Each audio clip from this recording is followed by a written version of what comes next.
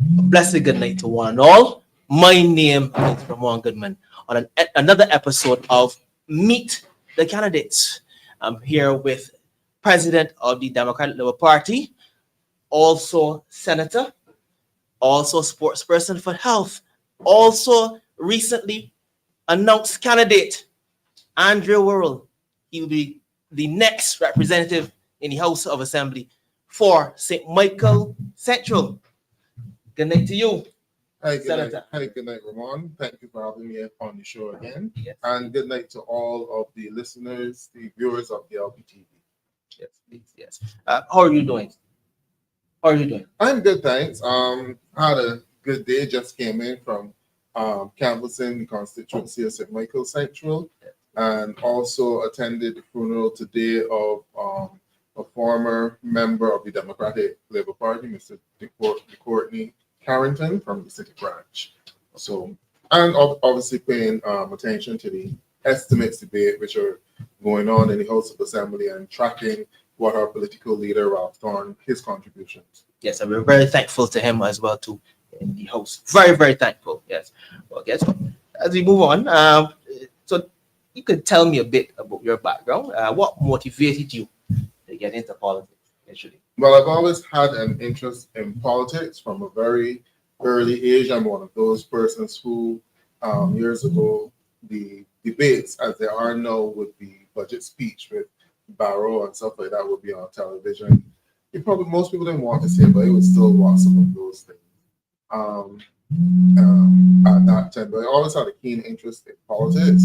Saw the person that came through school in the youth council.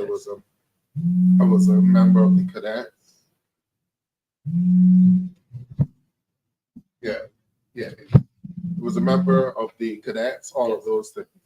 And I always had an interest in helping people because I believe in development of persons. Yes.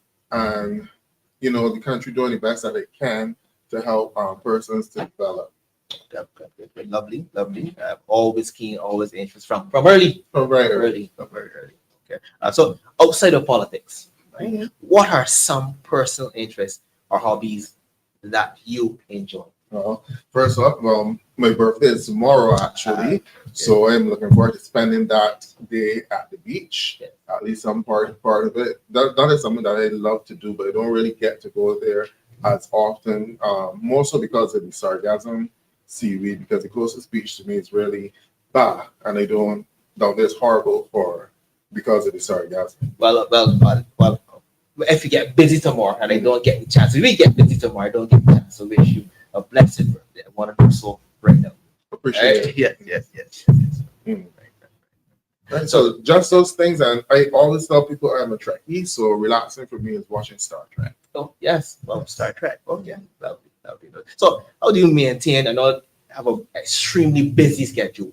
How do you maintain a work-life balance and ensure you stay grounded? Well, I guess at times you need to zone out. Yes. When you get home, oftentimes it's really like time to be on the phone and stuff like that. And they like to zone out. This is where Star Trek and those things will come in, or other TV shows. And I like to laugh and scrolling through to get jokes and stuff like that. And staying connected with person. So things like the beach, music, and stuff like that relax me. When I'm working, I normally put on gospel music and sing along, especially if it is a particularly challenging time and you just need that little bit of inspiration. I find that it helps me a lot. All right. Yes, you need that, right? You need that little unwind. Yeah, so Brooklyn Tabernacle Choir. Yes. And I will just sing out as many of the songs that I know.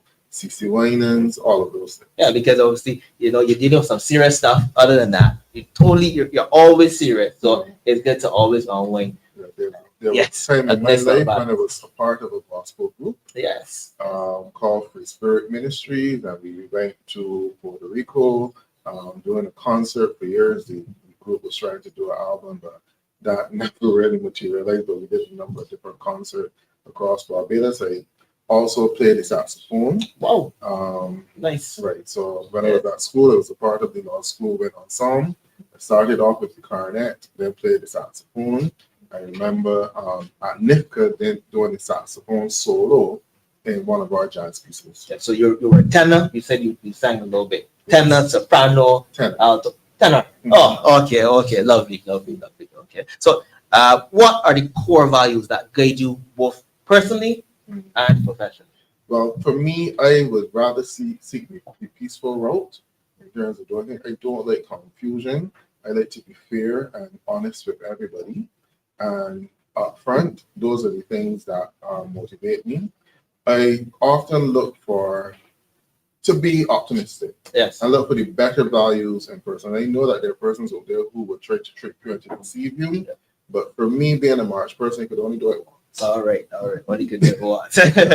Okay. Awesome. So, what do you think are the most pressing issues facing your constituency, and how do you plan to address them? Well, in the constituency now, St. Michael Central is an urban constituency. Yes. So you have places like Dean's Village, Waterford Station Hill area. Right now, one of the challenges that I find within the constituency is areas for recreation. Yes. And even where they have those, they're not being properly utilized. The only area that you see really being utilized is the volleyball court on Hill Road in that area, which is good. But then when you come to Station Hill, you have the Station Hill Cavaliers who play basketball on the court. But my understanding is that not many of the players from that group, that team, are actually persons who are resident in Station Hill. Oh.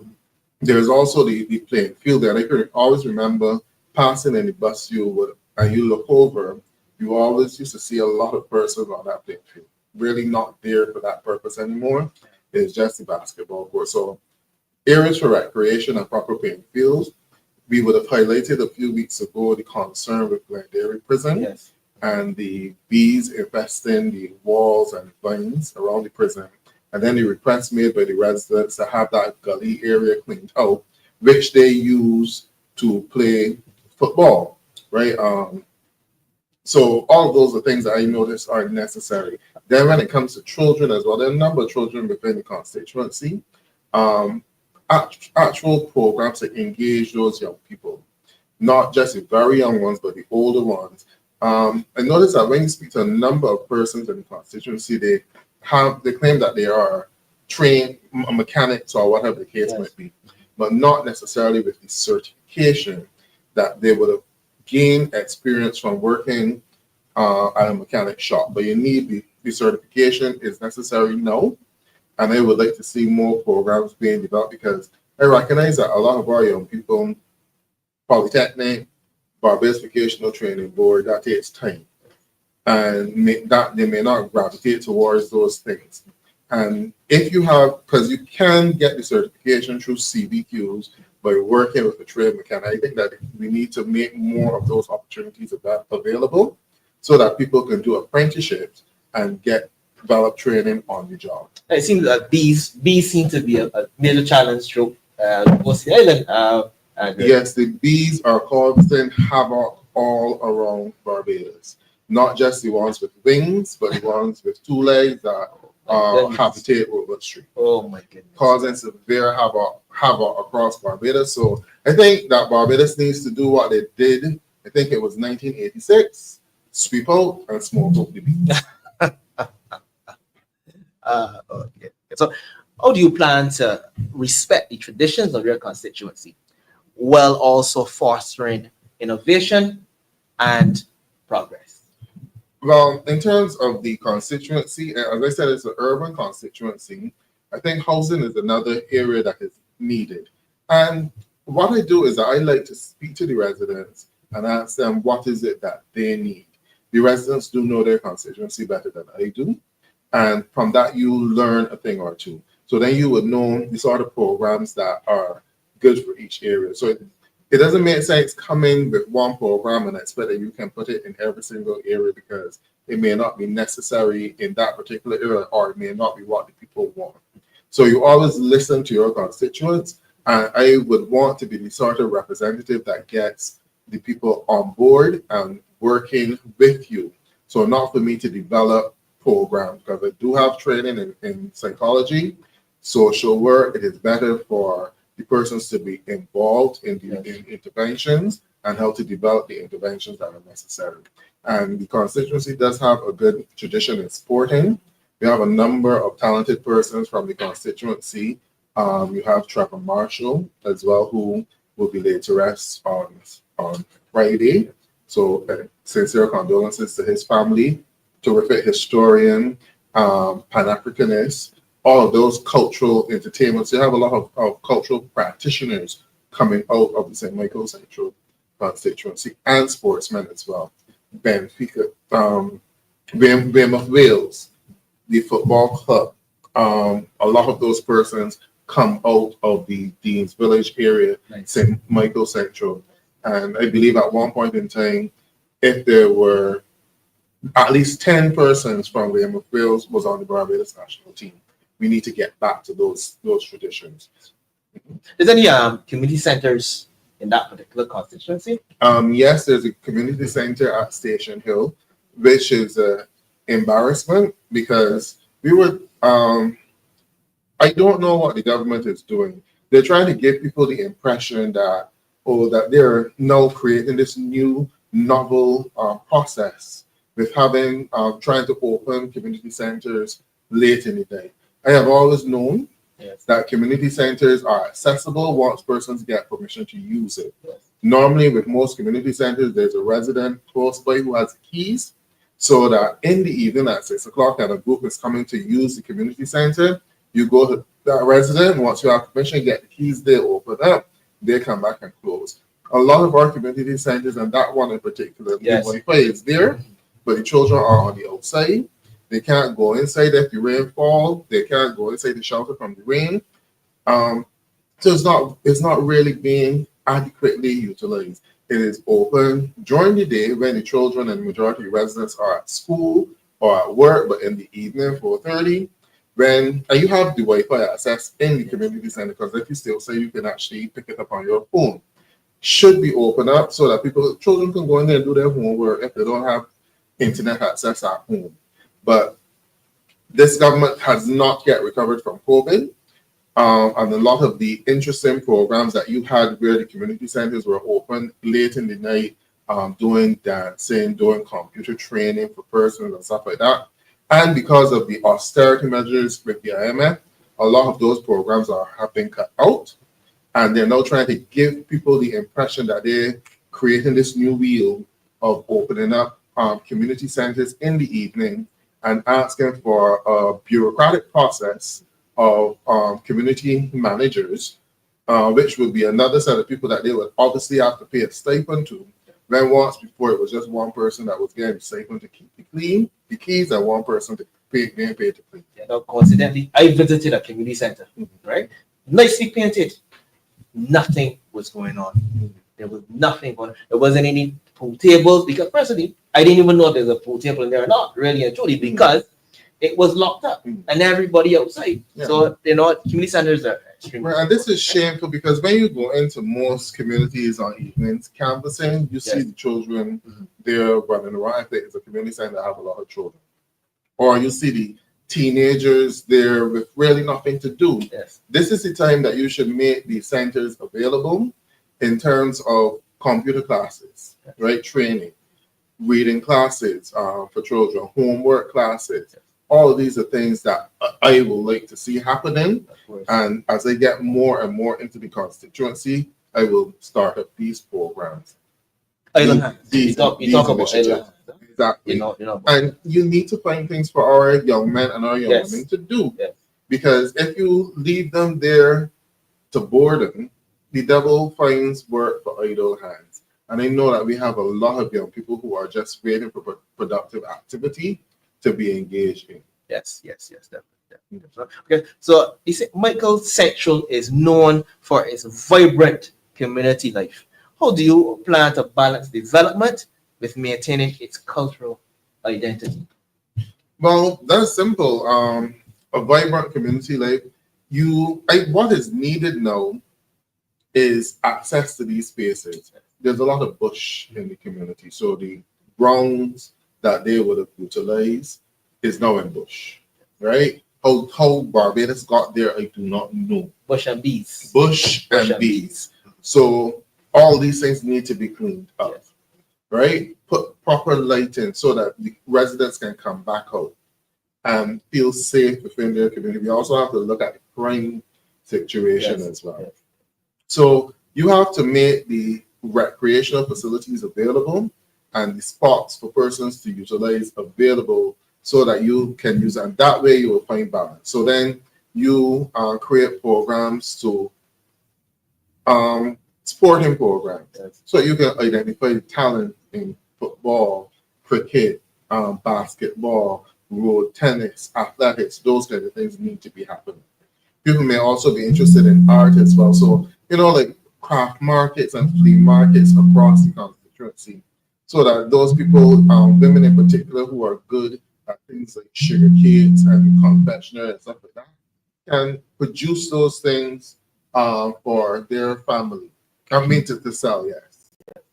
Right?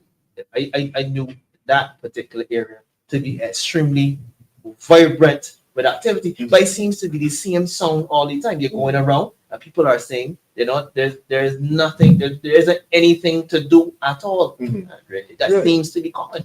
Right, which is the unfortunate thing here in Barbados that has been happening quite a bit in terms of really not a lot for people to do, and the activities that we have become accustomed with not happening any longer. Yes, it is. It's extremely unfortunate.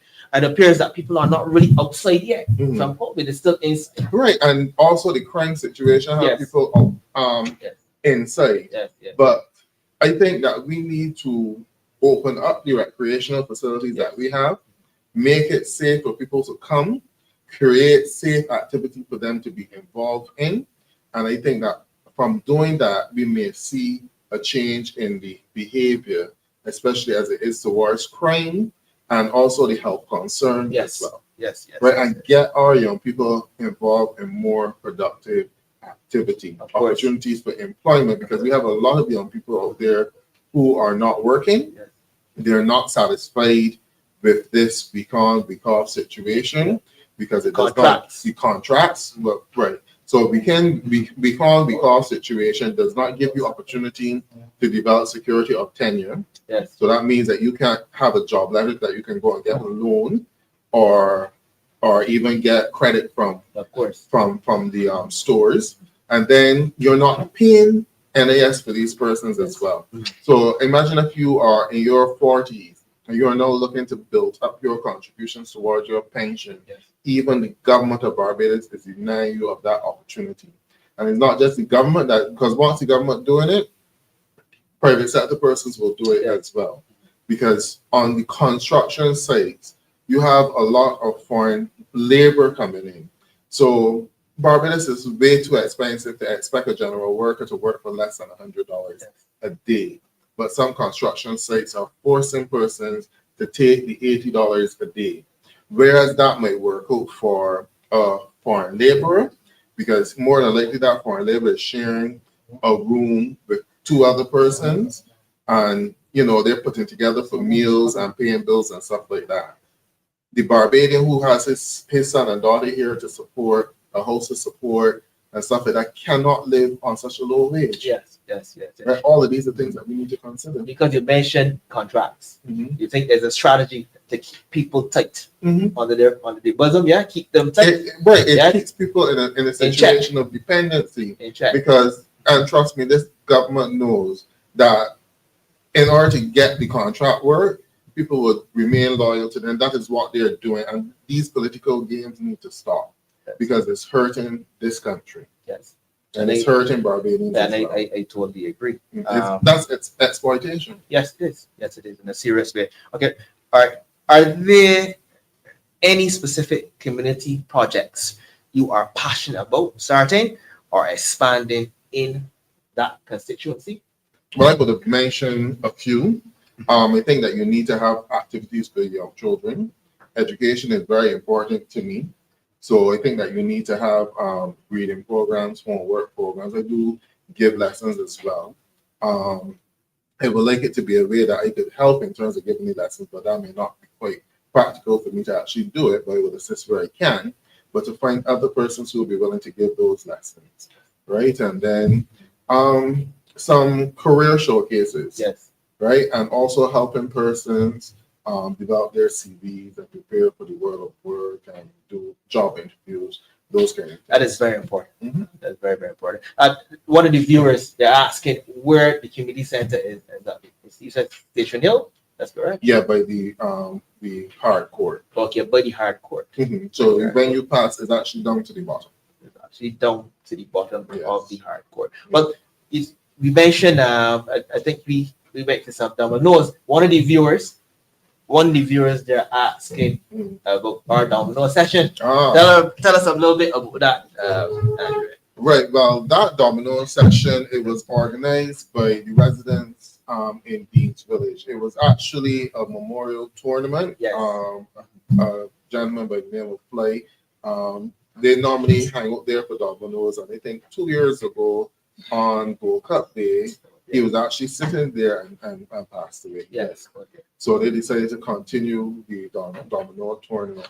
So I went there on Sunday night, and it was a excellent. Oh man, it was an excellent tournament. Yes. Right.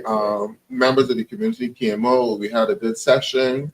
I think they had about 4 domino tables. I think it was French 50s that they were playing.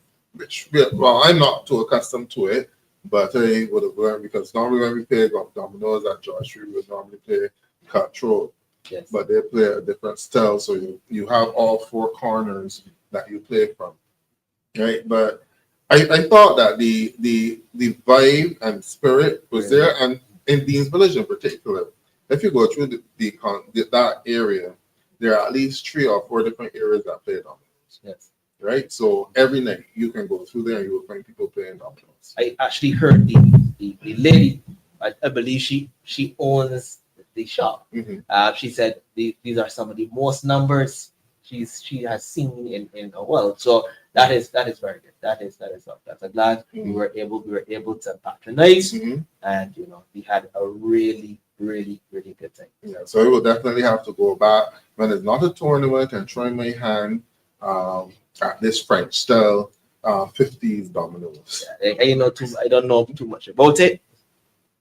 Right. I don't know too much about it, but I realized that everybody had a really good time. Yeah. And I think too that community in particular could do a whole lot more, because that the prison is right next door to that community. Yes. So the prison wall is to the back of that community. And since the prison burnt down in 2003, we moved from there to Harrison Point and then to Dodds. Since then, the area has not been properly maintained, right? The walls of the prison have some vines growing out of it, and residents complain about bees coming out of the walls and the vines. Bees again. Right? To the extent that the bees are attracted to the lights, and a few residents were actually stung and attacked by the bees. What would it take for the government to actually clean up that prison area? And not only the bees, but the mosquitoes as well. Because behind the entire area, there's a drainage problem. The area that I canvassed this afternoon is definitely drainage issues within that area as well. So these are things that need to be addressed. The gully area is a beautiful area, but it needs to be cleaned out. The residents would try to clean it because traditionally they would play football in that gully area. So we'll find a safe area for the children after school to have fun, get some exercise playing football. All that is needed is for the government to clean up that area. The government is in the final stages of passing the Health Services Act with the amendments to the act, the nuisance regulations, which for landowners who have very high bush and their property are a harbor for rodents, the vectors, can be charged with a fine on their land tax bill if they do not clean up the property. Yes. Now, we know that we don't see the health inspectors in our communities often enough who would actually police this. But I'm hoping that government will lead by example and clean up the property and stop it, allowing it to be a nuisance to the resident. Mosquitoes, rodents, the bees, all of those things need to be sorted. Yeah, the bees need to be sorted out in a serious way. Mhm. Yes. Correct. So the people of St. Michael Central, Mhm. where can they find you? How can they contact you, Andre? Well, we created a St. Michael Central page, DLP St. Michael Central, Yes. on Instagram. My number is 240-7158, and my Instagram is at Andre R. Worrell. And you can also email me at andreworldlp@gmail.com. So, Well, obviously you're gonna stay. Obviously, you're gonna have a special segment, so you will be close by. But obviously, in the meantime, we're gonna have a word with Dr. Rolerick Hinds. He is the next representative for St. Thomas. We're speaking things into being in a serious way. Good night, sir. Good How night, are sir. you doing tonight, sir? I'm doing okay. Good night. Lovely. You had a good day? Good. That sounds good. Okay, so you get right into it. Can you tell us a bit about your background and what motivated you to enter politics? Okay, let me tell you something about myself. Yes. We start from the basic level. Lovely. You know, I went to primary school, you know. Good. I went to several primary schools actually. Yeah. St. Andrew's Primary, and Stevens Primary, My alma mater. 7th My alma mater, yes. Primary, you know, and then I went on to law school. And it was difficult there because 7th Adventist school, very conservative. Yes. So when I see fellas playing hardball cricket, Yes. I knew nothing about it. Playing football, I had to learn everything from scratch at the law school. What sport you excelled in, you would say? Between But I Football. represented school. I used to play no round tree cricket. okay, yeah, good, yes. So, You know, I played a little bit of that. You know, with Yes.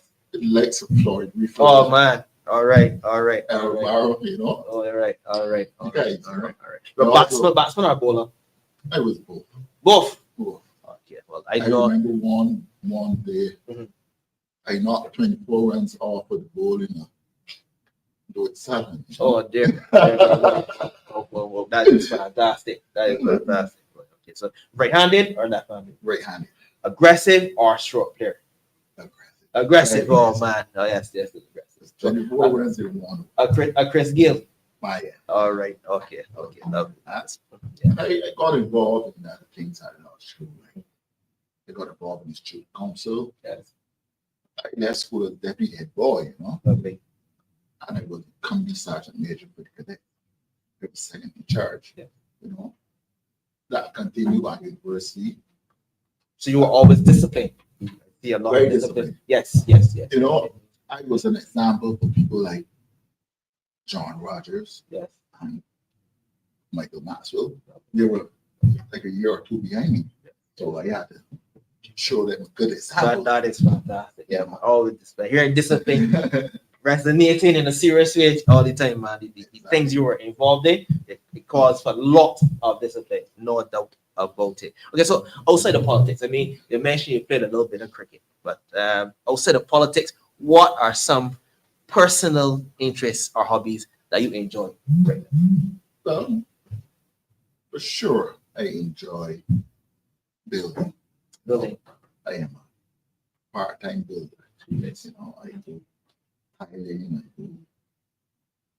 I make stuff.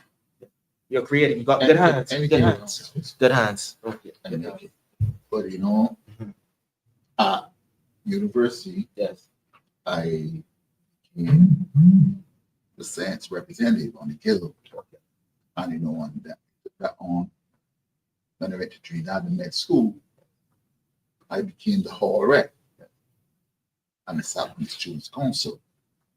So I was always Always involved. Always in leadership involved. positions, you know. Yes. So I know you're an extremely busy man. Uh-huh. How do you maintain a work-life balance and ensure you stay grounded? I ain't say a word like Okay, no, you know you're that. involved. My life is surrounded with work. You see, medicine. Mhm. Even when you're off duty, you get calls from family members, friends. They always want advice. Yeah. And if a person is having a medical problem, Yes. don't care what time of night You got to go. they call. So is there a time when you unwind? Or unwind, you read a book, like a book or Sundays. Sundays. And what do you do when you unwind on Sundays? I read the National Security Plan. Okay. Yeah. No, that's fine. No, that's good to go. Anyway, you need to, or you would have to unwind, and it means necessary. That is good enough. That is your thing to each his own. No doubt about it, right? No doubt about it. That's good. Okay, so what are the core values that guide you both personally and professionally? Dr. Honesty. I want you to say that again, please, if you don't. Thank you. Honesty. Integrity. There we have it. DLP TV, honesty, honest voices for the people. So that is right. Honesty, integrity. That And is of fantastic. course, loyalty. Yes, and loyalty. Very good. Strong values. All right. So, what do you think are the most pressing issues, though, facing your constituency, and how do you plan to address them? Well, there are many issues. There are lots of basic issues. For instance, roads, Yes. lighting. One of the problems with St. Thomas is that you leave Westmore Hall, go to Lawrence. Yeah. Or you leave Port Spring, come down to Lawrence. Or you leave, let's say, Bagatelle to Lawrence. There's very little interconnecting road. Okay. There's what you call Breakneck Hill, that one. There are one or two others, right? But they're very few and far between, and they need to be maintained. Well, lighting in St. Thomas, very, very poor. Very poor. Very poor. Needs addressing. And So with the bush, with all the bush and poor lighting, you know what gonna happen there, right? Crime and violence of course, in abundance. Huh? The excuse for it, but with the amount of flora, which is the bush, that the copious amount of that, along with poor lighting, you know what is going to happen, huh? Yes. And you're thinking about the bush too. You see, they build, they repair roads, but they don't line them with the sidewalk. Yes. It's very necessary to stop the water from going under the road. That needs to be done for most roads in St. Thomas. Yeah. Okay, because when you look at under these roads, a lot of them are not packed properly. Yes. So water seep from the side, go on the road, up you go into a pothole, and then you know how. Yeah, certainly not good enough. Certainly not that good enough. But you will be addressing these in a serious way. Of course. Yes, of course. for sure. Okay, so how do you plan to respect the traditions of your constituency while also fostering innovation and progress? Say that again. No problem. That's fine. How do you plan to respect the traditions of your constituency while also fostering innovation and progress? Well, traditions. Well, I don't know many traditions they plan to introduce them. Yes, Okay. yes. One of the things I want to be working on Yes.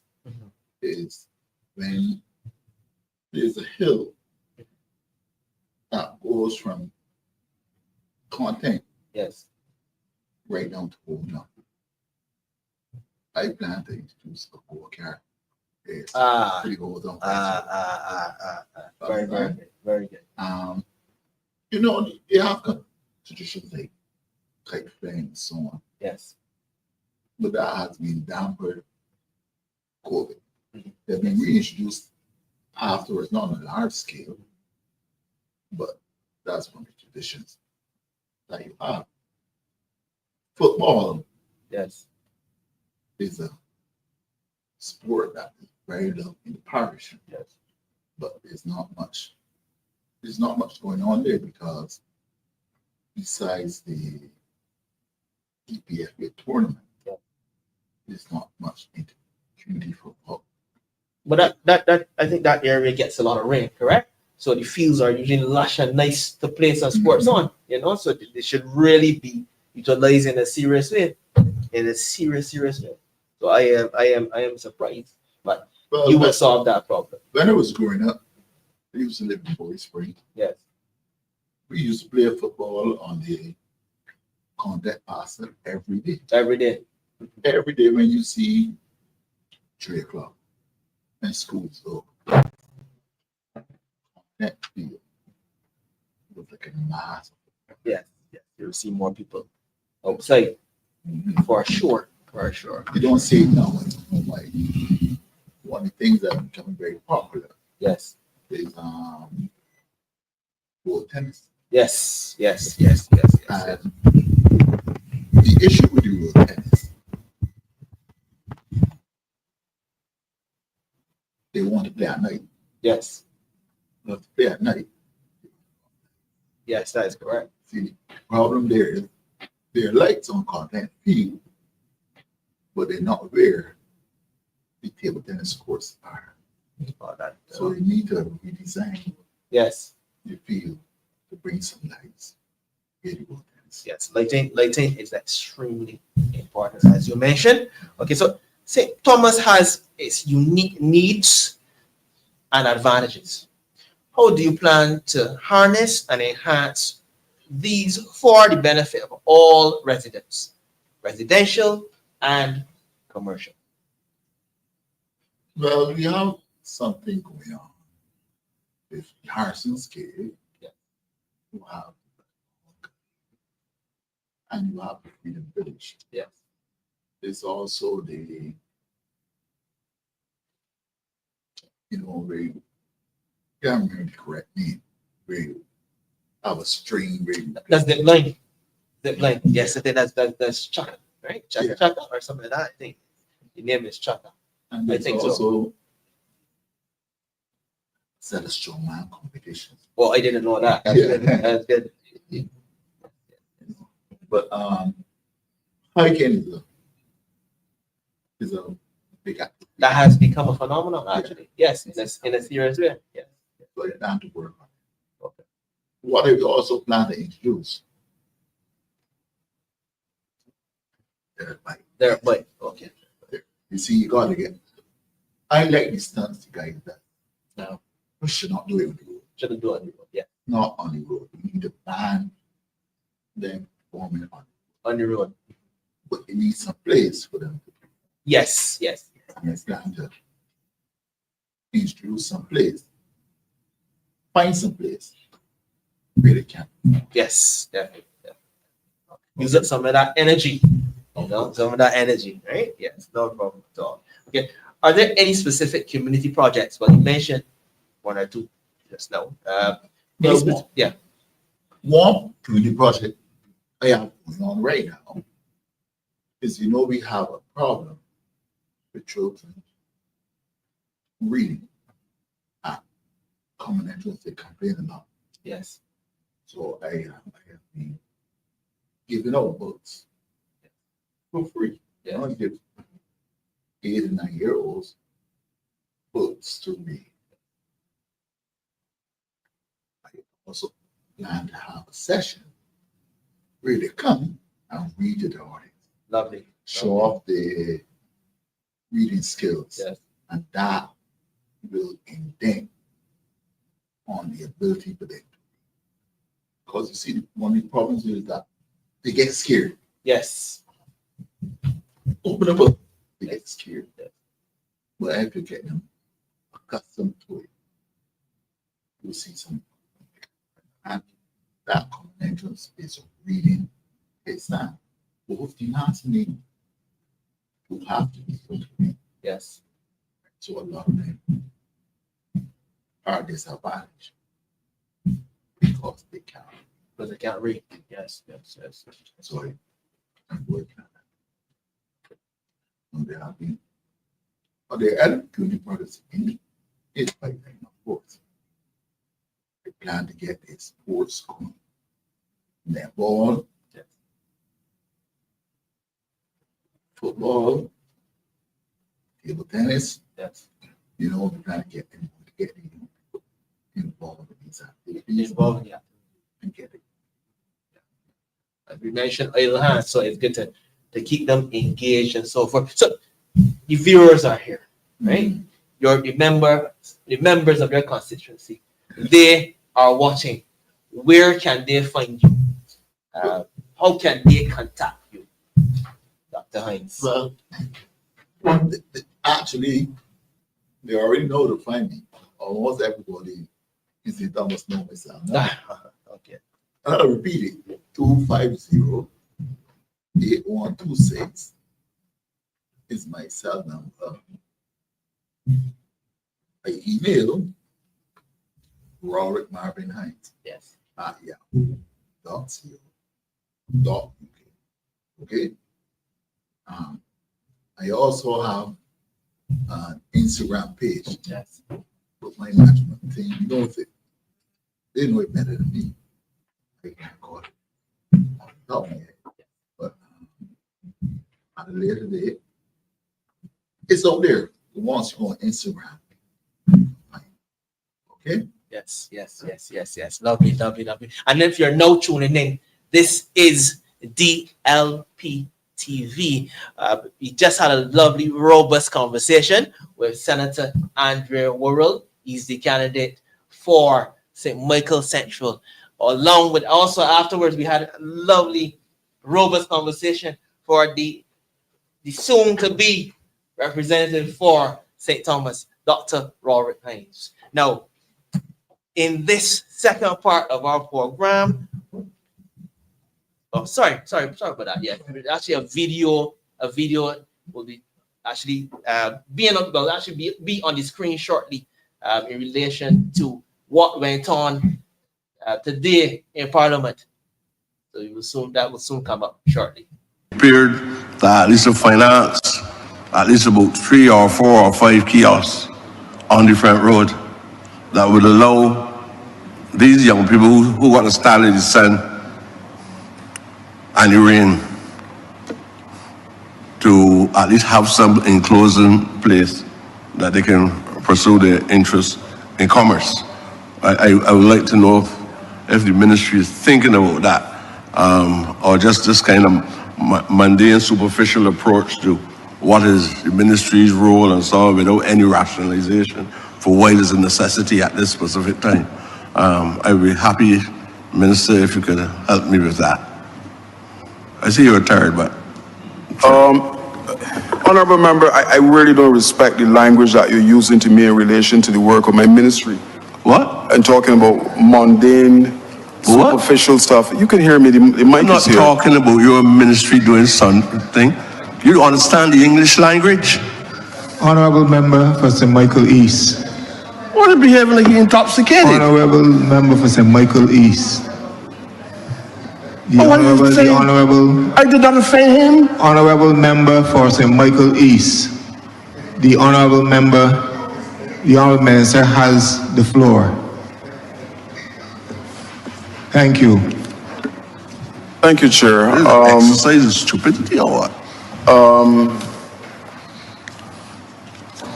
The Honorable Member would have been one of the first to benefit from the building blocks project at the Ivy.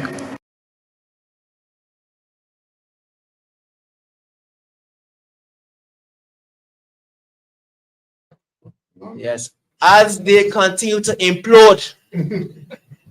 Wow. London Bridge is falling down. Whoa. We gonna make it right. We will make it right. And I want to thank a heartfelt thanks to the Honorable Ralph Thorne, opposition leader, for continuing to champion the cause, making who needs to be made miserable.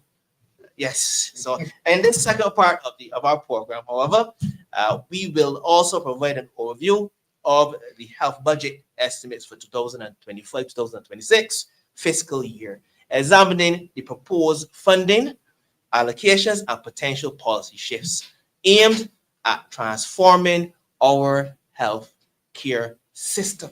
Now, Barbadians have increasingly voiced their concerns over the slow pace of healthcare delivery at the Queen Elizabeth Hospital.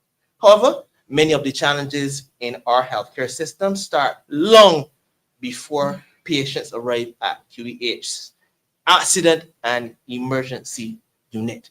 In fact, much of the strain is felt within our primary care network, the polyclinics scattered across Barbados.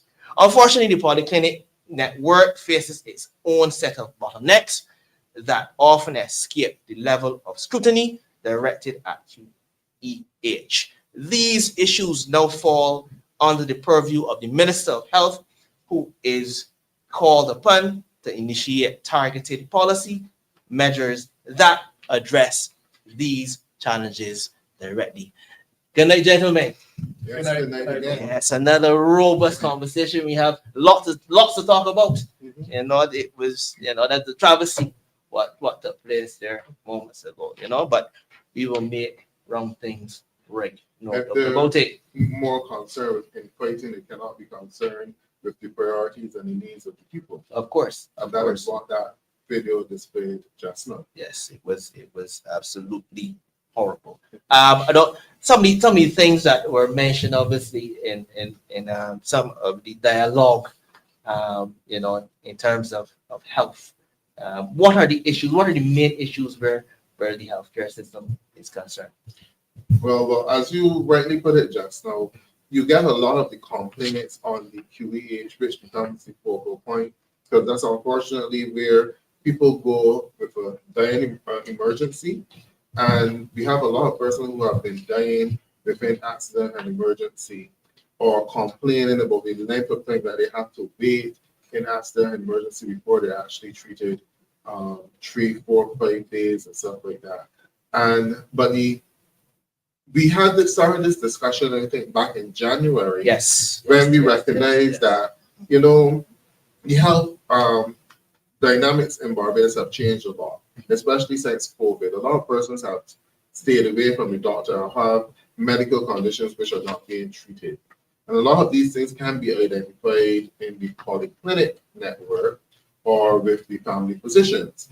But we can't put the burden on the family physician, because you go to a family physician if you have the money to pay for it.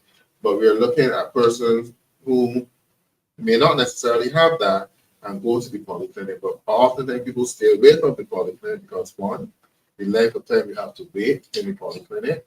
When you go for service and treatment in the polyclinic, and we have two doctors here, Dr. Wickham, who would have worked previously in the polyclinic setting, who is now a family physician, and Dr. Rolerick Hinds, who also works in the polyclinic setting. So they can give you a better overview than I can of what are the bottlenecks that they would have faced in the polyclinic setting. Yes. Well, I'll start with you, Mr. Hinds. Dr. Hinds, sorry. Okay. When you speak about going to accident and emergency, lots of times we're hearing on the radio, don't come to the A&E, go to your polyclinic. But when you go to the polyclinic, we are into primary care, primary health care. We are not into emergency management. Place for emergency management. It's a hospital. So anytime you see the hospital, they'll say, go to a polyclinic. Don't come to A&E. It's dereliction of duty. the A&E is a place to handle emergency management. We are into preventive care, understand, primary health care. And if you come to the polyclinic with an emergency, yes, we can handle an emergency, but it will eventually be transferred to the hospital, of course, because we don't have the necessary equipment to maintain an emergency, you know. We stabilize the patient, but we cannot handle it on a mass scale. We don't have the funding, we don't have the equipment. We have ECG machines at the orthopedic. When you diagnose atrial fibrillation, but let me explain what the atrial fibrillation Yes, definitely. is when the heart is not contracting properly, it's doing Yes. the heart, Yes. you know, fibrillating. Yeah.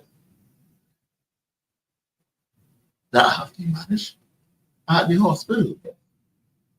So when a patient calls the ambulance, because with atrial fibrillation, the patient can faint. Yes. So if the patient calls the ambulance and say, I feel with 5 minutes. Okay. And they say, go to the polyclinic.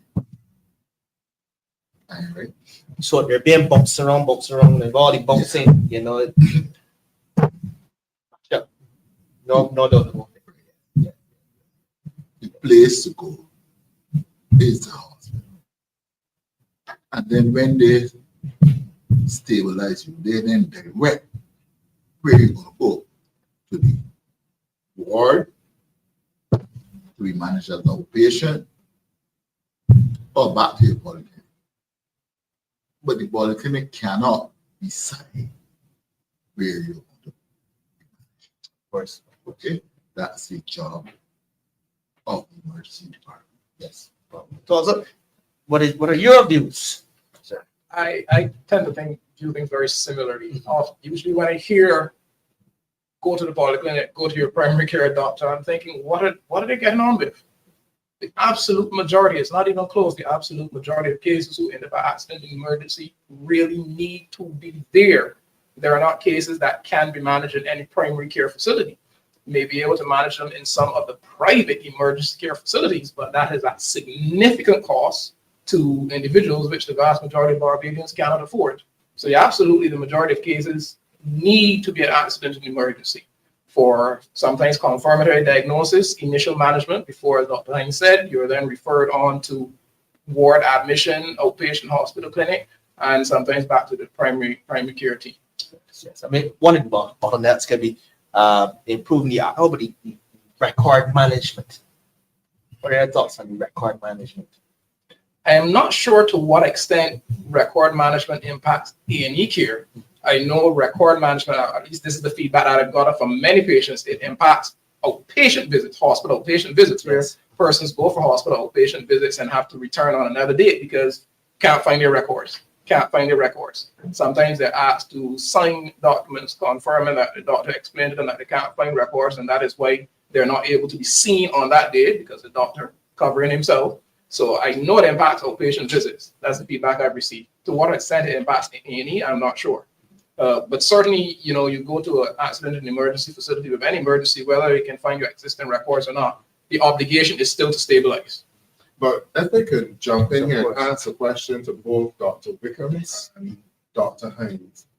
Now, if we were to live in a world where what the QH communication director is hoping would happen could work at the polyclinic, is the polyclinic properly outfitted, and what would be needed in terms of being able to do simple diagnostic tests and that you will be able to treat those persons if they were to come into the polyclinic setting to be treated, as you constantly hear the communications director at QH ask Barbadians to do. Don't come to QH, go to the polyclinic or go to your healthcare professional.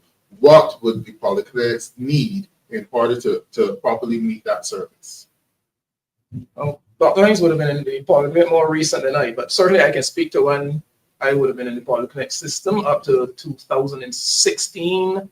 The polyclinic would need a lot of things, X-ray facilities, lab tests to be able to perform basic diagnostic tests. Those were the main things that come to mind up front, to be able to manage only some of the medical emergencies. At the end of the day, as Dr. Hinds said, the main task in a primary care facility would be to stabilize. Emergencies still need to be an accident in an emergency facility because emergencies can change on you very quickly. You may have someone stabilized and a complication develops, instability develops, and further interventions are needed that in any case the polyclinics do not have or will not be able to meet. They're just not designed for that. But diagnostic equipment certainly would help with possibly deciding on whether some cases could stay at polyclinic if they have 24-hour facilities. From what I understand currently, I know one does, but that's more 24-hour visit facility as opposed to inpatient care. So for monitoring, you're still back to QH, but diagnostic equipment, X-ray facilities, basic or ultrasonography, existing polyclinic staff, yes, in the course of medical training, we would have been exposed to radiology, being able to do interpret basic chest X-rays, ultrasounds, abdominal X-rays, etc. But that is not the training of the majority of polyclinic staff. So they would need additional training if they're going to be asked to take on emergency care or hospital specialization skills. So that would be another thing that would be needed as well. How about human resources? Well, yes, I agree with Dr. Mika. We have when a woman presents to a polyclinic with abdominal pain, the standard for the ultrasound now. If she's within a certain age, if she below 35, you're thinking this lady could be pregnant, this lady could have a baby, we gotta find a problem. Or she can have a gallbladder problem. Polyclinics don't have an ultrasound. Ultrasound equipment is at the hospital, it's at private facilities. So if that lady presents at the polyclinic, there's nothing you can do but send her on. Just send her on either to the private ultrasound facility or the OG department at the hospital or the ED. Either way, that alone presents a challenge. Other things like X-ray, not available at the polyclinic. There are other things like we need to test for the timers when someone presents chest pain, suspect clots, these diagnostic tests are not available at the polyclinic. I have to go to the hospital. So you think we have enough personnel at these polyclinics, gentlemen? Certainly up to the time that I was there, the answer would be no.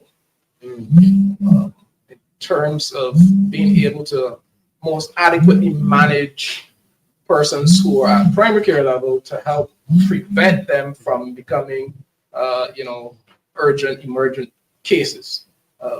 The doctor-nurse to patient ratio wasn't ideal. Was not ideal.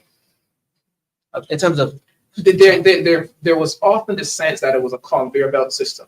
In out, barely enough time to greet before having to write a prescription and see you in 3 months. Well, not 3 months. See you in 5 or 6 months, and that is not ideal because the detailed history taking that we would have been taught in medical school and detailed examination, quite frankly, with the volume of patients that you were seeing, you didn't have time to do that And every once in a while, you know, something critical may be missed that can cause a person to go from stable to urgent to emergent in short order, because that is the nature of medicine. Persons could be standing up in front of you looking quite fine, okay, not too bad, stable, to become emergent in a very short space of time.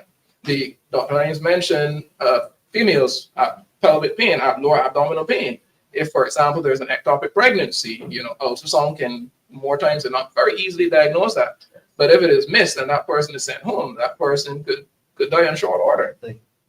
That's not good at all. Not good at all. So right now, Ramon, you see that our healthcare system is failing Barbadians, and that's why they are constantly complaining. And I've noticed too that you have a lot of persons going to the hospital, but I don't want to move past primary care yet. I want to come back to this a little bit later. In terms of going to the hospital for minor surgeries, or after waiting for a very long time for a particular operation, and they are more or less kicked out of the hospital as quickly as possible after the surgery, then have to return a few days after with an infection, and in most cases they do not recover from that infection and die. But we will come back to that a little bit later in this show. But I want to get back to the primary care aspect. Now, the talk that you're hearing from the hospital don't come. It shows that the polyclinic setting is not really based on what we've just heard. And it's only recently one of the private facilities announced that they are now able to handle some of these emergency cases. They've outfitted their facility, and I would call it, because I think it's a very good thing and it's necessary, urgent care. And I'm glad to see the work that they're doing, outfitted, and you get very good service from them. I can recall a situation, I believe that I can say, where my sister, my sister had to go to urgent care at 11 o'clock at night time, just before they closed. And the situation was of the nature that urgent care said that they cannot deal with it there, that she has to go to the hospital. This was a Saturday night. And the doctor at urgent care made all of the necessary calls to the QEH to alert them of what the situation was. They spoke to the specialist, the A&E, who would have to deal with it.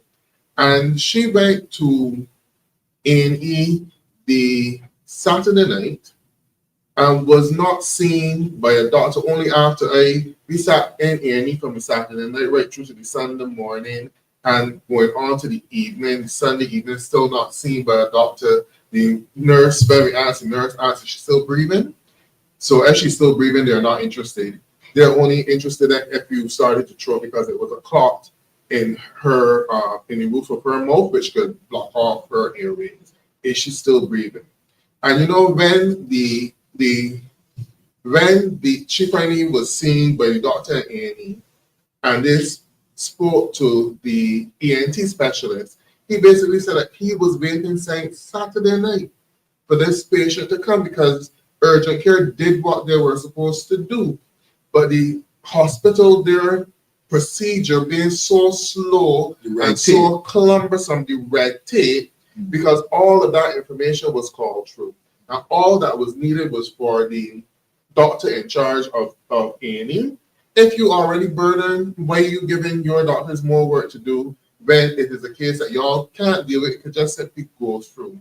And these are things that I think need to be dealt with at the Queen Elizabeth Hospital, and why these administrative bottlenecks are happening. So I don't know if you doctors can share a little bit more insights, because you do refer patients to the Queen Elizabeth Hospital, and I'm certain that they report back to you that we took forever to go through the process. Why is that?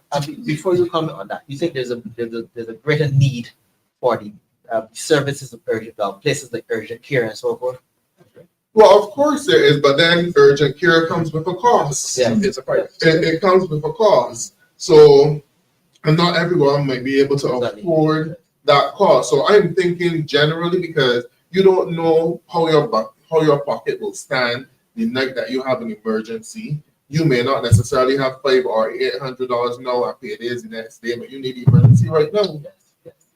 So we have to make healthcare accessible to all persons. So I'm glad that urgent care can offer it, but I'm thinking that our polyclinic network, our hospital, we pay taxes. There's a health service levy.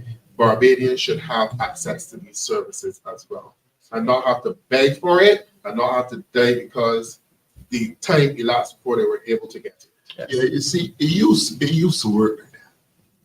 But because when a patient presents to a doctor, sometimes he knows exactly what's the diagnosis. One point in time, you could pick up the phone, speak to the relevant department,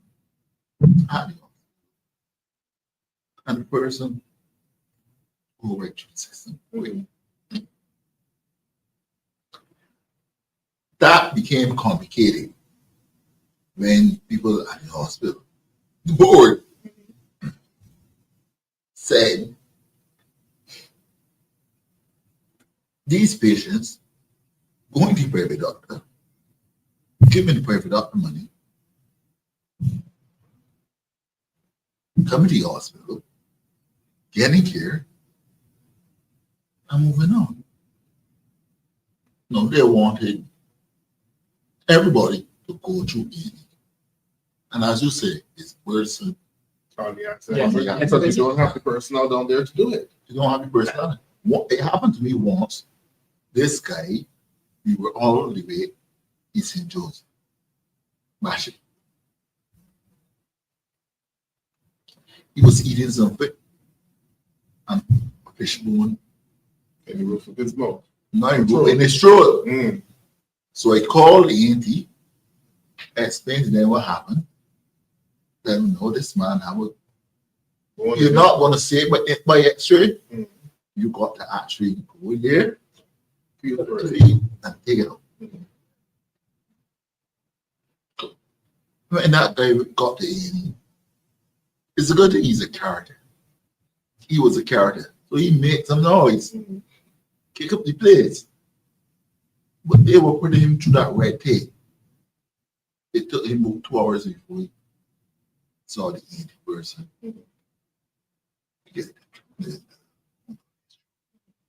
So it happens regularly.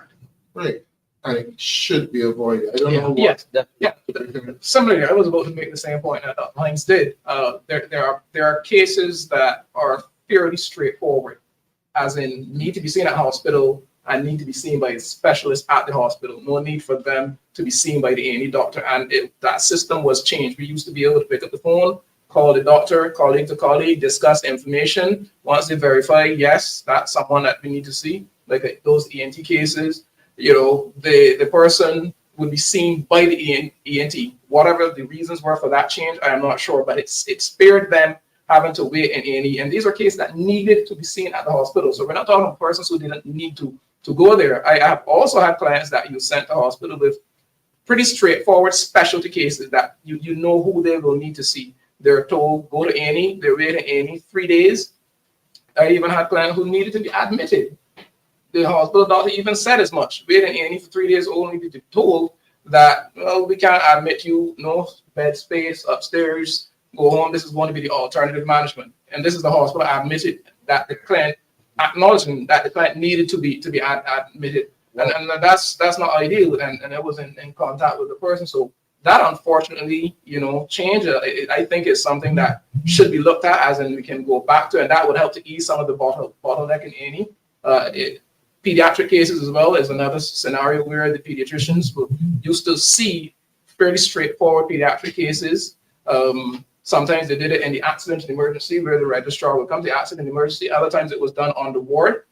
There may be good reasons why they decided to bottleneck everything through A&E, but clearly it's adding to the problem that exists in A&E where persons who need to be seen at a hospital are waiting a day, 2 days, 3 days, sometimes longer, simply because at the time they are initially stable. And I've known more than my fair share of cases who, while waiting in A&E, went from emergent to urgent to dead in A&E. over problems that can't be treated at the hospital. Persons die before their time while in hospital simply because of the delays. And these things are unfortunate. And you need to find out from the hospital why are they operating like this. Because Barbados has changed. Now you have more shootings and you have more violent crimes. I don't know how many of you know this, but once there is a shooting in Barbados, a stabbing, the accident and emergency goes on lockdown. Okay? Which means that the family members who are in there visiting with a family member who's getting treatment, as long as that person can advocate for themselves, the other persons have to leave because the hospital is on lockdown. But if you're having your emergency department is already overburdened with these cases, because clearly you have to deal with a shooting, a stabbing, or any of those, or accident urgently. Why not take some of the work off of any? You know that you don't have the personnel down there to deal with it, and just work out a mechanism. Yes, let them be seen by the interns working in accident and emergency for them to do the assessment and get the history. And once they give that information that you were referred by a doctor to another specialist, simply move it through the process and get persons out of A&E so that the A&E staff can deal with the actual emergencies that are there and the critical cases that are there, so that people would not have to be seen in accident and emergency for 5 days for something that could be done in 2 hours or a day and be discharged. Well, one of the viewers just mentioned the amount of loans that the Barbados government are involved in. They should take some of the money and spend where healthcare is concerned. What do you think about that? Agreed. Yes. A&E is severely understaffed because usually when there's an emergency, like in gunshot wound, everybody on them. The person who's working asthma bed, person who's seeing patients, everybody on them. Sorry, asthma? Asthma is a very serious. But yeah, usually one doctor works asthma bed. No. But when someone comes in with a gunshot wound, That person has to go whole as well too. The asthma person, the person with asthma. they go to the start room, and the start room usually requires a lot of help. The type of cases you get. One day, I remember, person just come and drop the guy outside the ambulance where the ambulance comes in. He had a gunshot to the abdomen. He was conscious, but it required everybody giving chest compressions, somebody bagging him, everybody's on deck doing everything. Do everything, get him up to the theater, away from any bed, the operating theater bed, he goes, But the thing is, everyone was tired. Everybody was tired. And as you say, it took away from the asthma bed, persons seeing persons on the floor. So really, truly, you need a start room team that stays in the start room. When nothing is happening, they do nothing. You might say, oh, the idling. But we have so many gunshots and stabbings and accidents all over the place. They are going to be busy. So it is understaffed. When you check their schedule, you don't have a team coming in strictly start room. A team strictly asthma bed. Team strictly seeing patients on the floor. So let's call it a number of the app. You need at least 20 or 30 people in that department to get it going. You understand? Because you need people there, know what they're doing, and they stick to what they do. Don't be asking the guy who's see the occupations, come and work in that room. Don't do it. And when you work 12 to 8, somebody should be able to do it. Lots of time, people are caught up with emergencies. It's always the stabbing, shooting, the accident, everybody. So, it needs organizing. They don't need what you call it. I know what you call it. Communication specialist. There's nothing. Yeah. That money could be better spent. Better spent on additional doctors. But we must do something about it quickly. If not, any will become a new mark. There's no doubt about it. Because for each of those emergency cases, you could easily be in that room for over an hour. And during that hour, someone on the floor becomes critical. Someone outside who was still can die because a sign was missed because staff was busy dealing with something else. Right? So, and that I get a lot of reports about that. Persons who destabilize while waiting. So initially they might have been stable, but they destabilize while waiting. Well, unfortunately, I visited that area, the A&E area. I believe it was actually around Christmas Day. It is a new setup. Is this new setup effective? You will say, right? You've seen the new setup in A&E? I was in A&E up to a couple of weeks ago, again for another nuisance visit. So I'll probably explain that. But I think the hospital needs to spend money on signage because you are accustomed to entering from one place. So I actually went to the door that you would normally enter from for the A&E.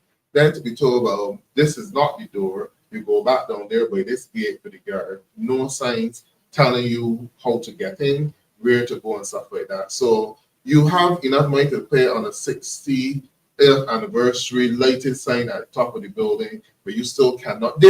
I get the impression that they still don't know how they intend to manage the flow in that accident and emergency department. I believe it is all about priorities. Right. Where their priorities are. And then there are a lot of cubicles that are not being utilized. So you just see glass there, which would be reflective mirror glass. So you don't know if somebody is looking at you. You don't know if you're under observation, whatever the case might be. So I don't think that they have yet worked out how they intend to manage the flow through in that accident and emergency department. You build a big area, but yet still it does not seem to flow. It does not necessarily seem to work. Still not enough chairs for the persons that have to wait. And there's still not enough provisions made. Like when the hospital is under lockdown, I can understand that being a security measure, but you still need to put provisions there for family members who have to go on the outside and wait. That particular night, I had to go on the outside and wait because I had just left because the doctor came and said what they were going to do after waiting there from 1 o'clock. So he had something to eat maybe in the afternoon. So he said, well, let me take this opportunity to go out to get something to eat, to bring back for myself and also for my sister to eat. When I got back, I heard the hospital on the lockdown. I asked them if they would take in the foods for her. No, that can't. Now, which is the service that they used to do. You had the patient advocates who would come and take, or the nurses who would come and take what you have for the patient. So they weren't allowing me in, and so she had to come and get it for herself to go back with it, which she thought was wrong. So you need to make provision. And then for the persons on the outside, the rain was falling. At that particular time, there was a young lady there with three children, a toddler, and the oldest could not be more than 5, sitting on the cold concrete, sheltering from the rain, basically waiting. Those things are not right. So if you're going to put people outside, put proper provisions for them outside. And then another thing, a hospital should have somewhere where the staff and the patients and the visitors, if you're going to be in accident and emergency for 20 overnight, should be able to get food. They shouldn't have to run to a gas station to get something to eat. A cafeteria should be there at the hospital that you can go and get something to eat, not go to a vending machine and buy a Coke, I wish tell you don't drink, or buy sweet biscuits or something like that. A cafeteria should be there that you should be able to get something to eat, even if it is 2, 3 o'clock in the morning. So doubly so, you might even die of starvation. Or from eating the wrong things. Oh boy. Your blood pressure again can go up because you find something salty to eat. Your blood sugar will probably go up again, so you're not really helping the situation.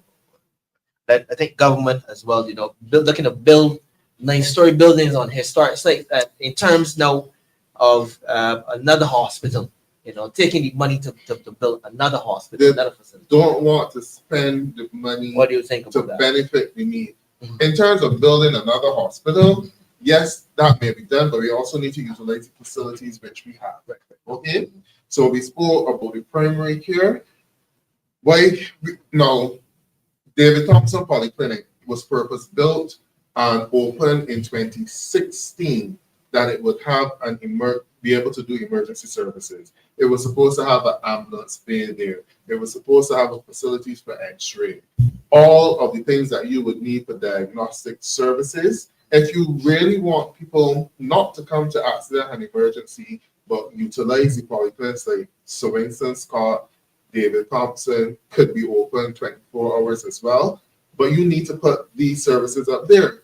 And it is not going to cost you $1 million to set up these services, like a proper X-ray facility, ultrasound, and also doing some diagnostic tests as well, bloods. Yes. And so it's not going to take you $1 million. And it's not going to cost you $50 million either. And you don't have to build a new facility. So why isn't the government going in that direction in terms of making healthcare needs more accessible to person? And that way too, going back to the primary healthcare, the polyclinics can possibly diagnose some of these conditions before they become too severe that the persons have to go to the hospital with a blood pressure level that could be indicative of a stroke or very high blood sugar levels. Some of these things could be diagnosed earlier in the primary care facilities and the polyclinics if the right equipment was there. Because if any polyclinics happen now, you still have to send them out to get certain blood tests and get kidney function tests and all of that. So we should be able to do these things. But there's one thing that always amazes me. We usually get a lot of it with these swollen calves. Usually diagnosis is a clot in the calf.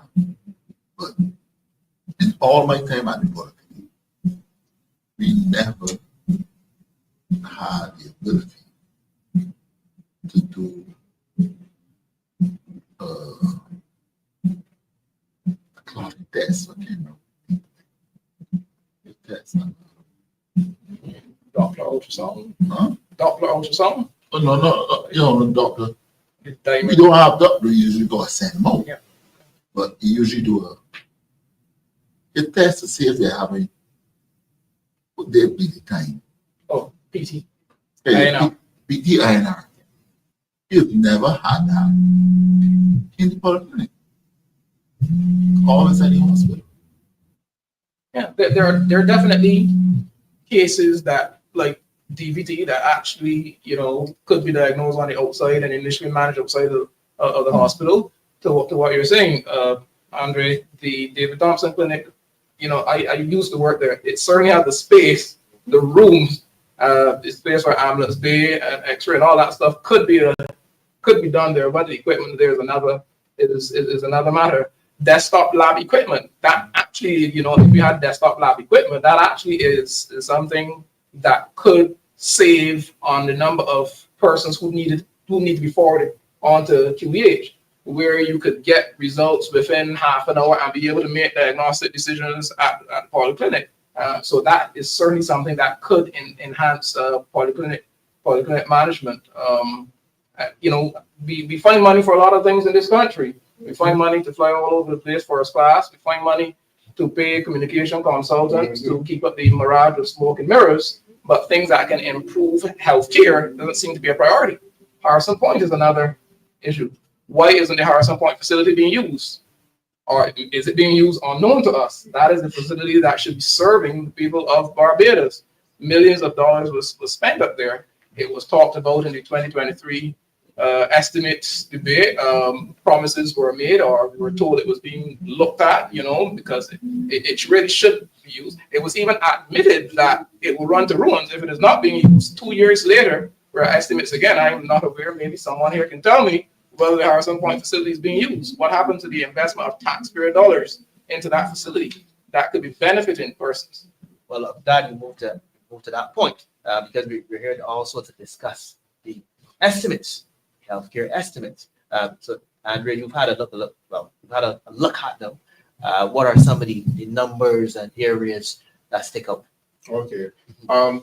Well, before I go into that, going to the point with the Harrison's Point facility, yes, what Dr. Wickham is saying is true. The Harrison's Point facility needs to be put brought on board to help with the healthcare needs in Barbados, take some of the strain off of the accident and emergency in Queen Elizabeth Hospital. Because oftentimes we don't have enough room in accident and emergency and beds for doctors to do, because in order to do certain diagnosis, you need a bed.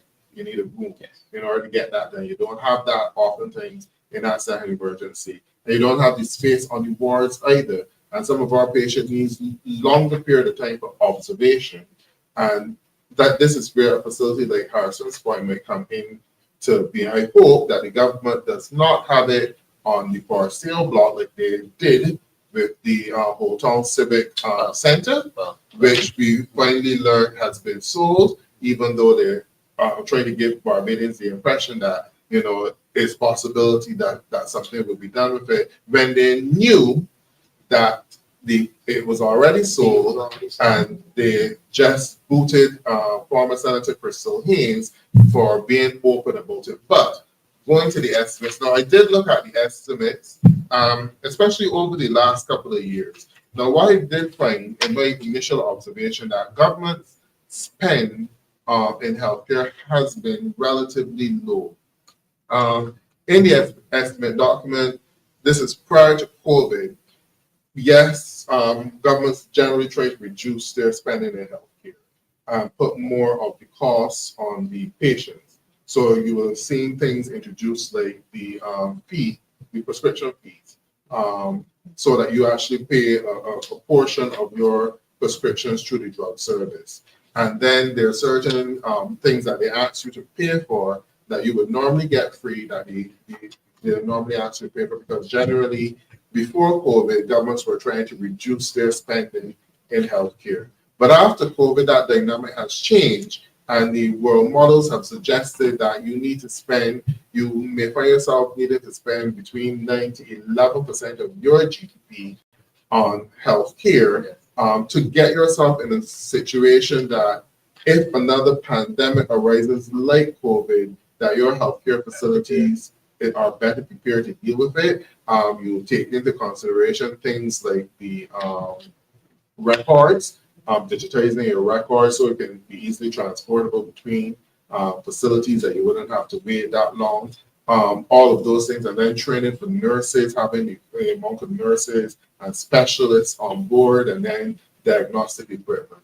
Right now, even though that this budget shows an increase, a slight increase to $379 million, up from, let me see, I think it was $317 million in 2024 to 2025. It is still only at 2.71% of the GDP. So, which means it could be a little bit more, because Barbadians, we have issues in Barbados with our health and our wellness. There's a wellness budget in here, which is laughable for a country that has an issue with non-communicable diseases. That wellness budget is under the area of Ministry of Health, non-communicable diseases, to improve health by reducing risk factors for and the burden of non-communicable diseases. $423,000 for an entire year. What are you supposed to do with that? Buy snacks. This is a budget, $423,000. They're supposed to go around in communities, develop workshops, and develop wellness programs. When the Labour Party was in office, Mara Thompson was the wellness. She has some responsibility for wellness. So you would do a number of fitness programs within community. You have persons at the God Hill playing field, invite persons to come out on evenings for free fitness training and stuff like that. Dr. Sonia Brown, who was booted from the Ministry of Health, she was given that as a token job to do in terms of the wellness program, right? $423,000 for an entire year over 30 constituencies, 11 parishes. How do you break that down? How do you begin to make that make sense in a country where you're thinking about diabetes, high blood pressure, poor diet, and lack of exercise are one of the major factors in non-communicable diseases? How can that work? You say the government is aware of what is going on the ground? How expensive things are. I don't think that the Prime Minister is here long enough to know what is going on. Yes, definitely. I mean, that's peanuts. Peanuts, really and truly, for foods, healthy foods are extremely expensive. Exactly. Extremely expensive. So 423,000, that is unacceptable, to say the least. Unacceptable. I guess that Dr. Hinds and Dr. Wickham could tell you what they would expect to be happening in such a budget, how it can help them in their practices as well with some of their patients. Not sure how they plan to utilize such a sparse amount of money for prevention purposes, preventive care, because for sure, as you said, if we can improve what happens on the primary care end, it would make things a lot better at the tertiary care and at the QEH facility. And so there needs to be significant investment in working with persons in the community. And you do have to work with persons. You don't just talk at persons. Work with persons in the community to help them to manage their chronic non-communicable diseases is better. There is a disconnect, definitely, to the point you're making, Ron, a disconnect between what government is saying and persons' experiences. I work in the community. There are persons who want to eat healthy, but almost every day you get it expressed to you that it's difficult, it's tough. The mass and as far as the money is concerned, and making ends meet to be able to afford healthier stuff. And you do have to look very carefully in any case to find healthy food. The cheaper stuff, the more affordable food isn't ideal when we go through diabetic diet construct with persons and so on, and you look at ideally how we would want these persons to eat. Like, they can't afford it. But you hear the economy is growing and doing well. Because they can tell you, you go and you buy, say, a tomato and lettuce. By the time you look at it twice, you eat a little piece, you look back at it. Damage, soil, like nobody's business. So I don't think they are really aware of how expensive it is to eat healthy. One of the things I find too is that a lot of our patients, like the who have end-stage kidney failure, diabetes, can benefit from actually having family counseling with the nutritionist or the dietitian, because you may have in your mind what is a ideal diet for that individual, right? But you're not the person who has to eat that food, right? And then the nutritionist, based on the health, the profile of the individual, when they do the blood test and they look at their calcium level, their phosphorus level, all of those things, and their protein levels, they could recommend and help you to craft out a diet which will be a little bit more palatable for that person, which will increase compliance. Yeah. Because while still meeting medical requirements. These are things that we should be offering more to our patients, and to the families as well, because some people might think that you need to cut out everything and only eat Christopine and drink water. But that is not necessarily the way that it's supposed to be. If you meet with the nutritionist after looking at the profile, the person might be able to have a more varied and entertaining diet. And this will help to increase the level of compliance as well amongst these patients. Because at the end of the day, they're human. You're going to sneak out and eat the salt bread, then you're going to sneak out and eat the ham, and then you're going to end up in the hospital. I can tell if you're eating Christopine and drinking water all the time, you get cheat at some point in time. You get cheat. You step on a cheat. You get cheat. So that's something you must be innovative with your diet, right? You got in mentioning that, you highlight though the need for greater availability of nutrition services. Now, the department do have nutrition, but in terms of how frequently you can get appointments, you know, it's not nearly adequate enough. I don't have it, but what is the money? How much is being spent on the geriatric hospital versus what's being spent on the polyclinic? Let me come to that. In terms of the geriatric, because the next one I want to mention was the dental services. So stick a pin there. Very low. that was low.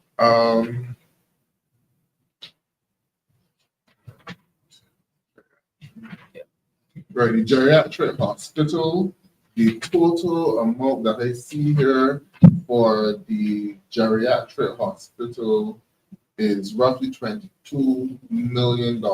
Yeah. And well, the actual expenditure in 23-24 was $24 million. But now their budget. Well, I got to the St. Philip amount, which is 8 or 9. Right. But the actual expenditure for 23-24 was 24, but now they're only allocated $22 million in 2025-2026.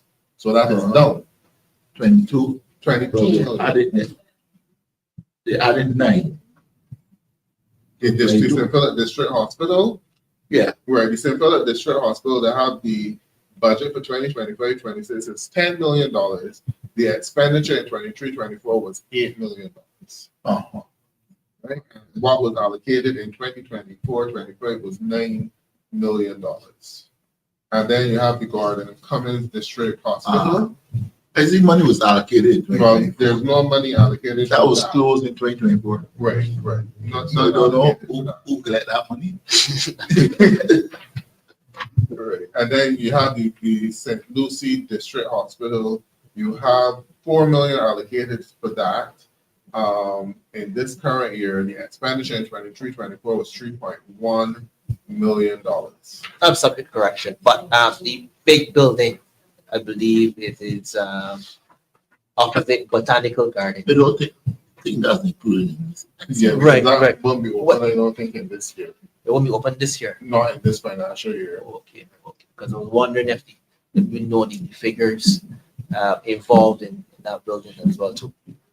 You might be able to research and find exactly where it is, but I didn't actually check it Yes. to see the figures towards So what's the polyclinic budget?